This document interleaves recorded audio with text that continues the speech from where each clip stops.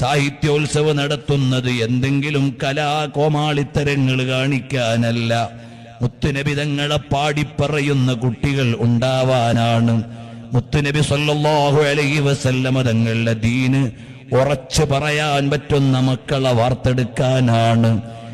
ഇവിടത്തെ കലാസാഹിത്യരംഗങ്ങൾ കോമാളിത്തരം കാണിക്കുമ്പോൾ നേർവഴി കാണിച്ചു കൊടുക്കാനുള്ള മക്കളെ പര്യാപ്തമായി വളർത്തിക്കൊണ്ടുവരാനാണ്. അതുകൊണ്ട് രക്ഷിതാക്കളെ, നിങ്ങളെല്ലാം ഈ പരിപാടിയോട് സഹകരിക്കണം. ഇതിനു വേണ്ട ഒത്താശകൾ നൽകണം, സംഭാവനകൾ നൽകണം. നിങ്ങളെല്ലാം ഈ പരിപാടി ഏറ്റെടുക്കണം.